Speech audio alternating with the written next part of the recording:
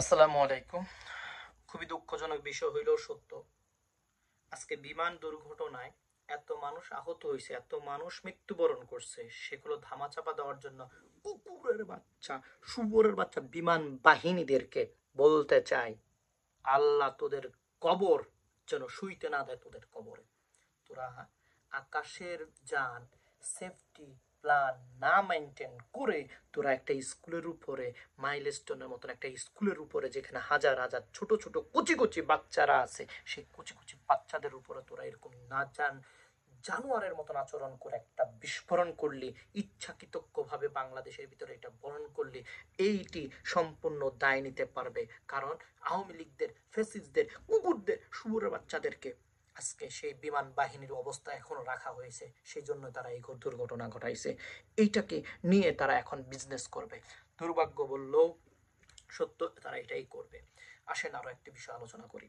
বিমান বাহিনীরা চেষ্টা করেছে শত শত মজক বের হয়ে যাওয়া হাজার হাজার শিশুদেরকে তারা গুম করতে চেয়েছিল, এই হত্যাকে গোপন করতে চেয়েছিল, এই হত্যাযজ্ঞকে, মৃত্যুপুরী জায়গাটাকে তারা একটা জায়গা আনতে চেয়েছিল, যেখানে বলতে চেয়েছিল মাত্র 20 জন 30 জন মারা গেছে, কিন্তু না, সেখানে হাজার হাজার মানুষ মারা গেছে। আমি প্লেনটির পিকচার দেখেছি, আমি সবকিছু দেখে মনে করতে পারি একটা স্কুল চলাকালীন অবস্থায় এত কম মানুষ মারা যাইতে পারে না।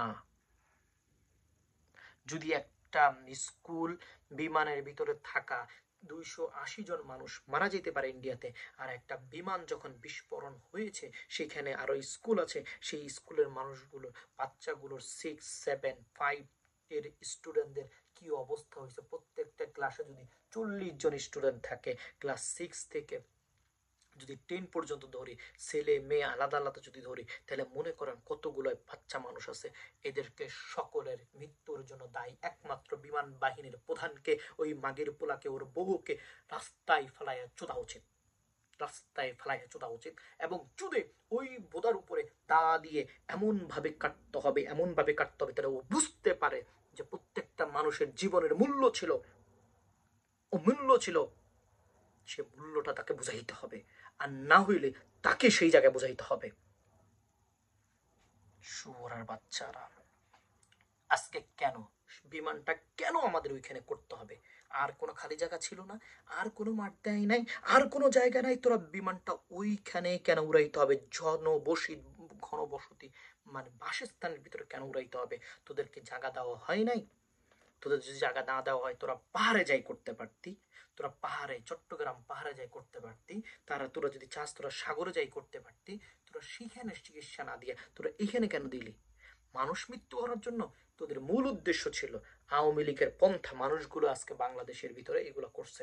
সো আমি তাদের বিচার চাই, শুধু বিচার না, তাদের প্রত্যেককে আমি গণধোলাই চাই, যাতে গণধোলাই দেয় মানুষ তাদেরকে। ভালো থাকেন। আর যারা মারা গেছে তাদের জন্য দোয়া করেন, আল্লাহ তাদেরকে ব্যস্ত রিসিভ করো।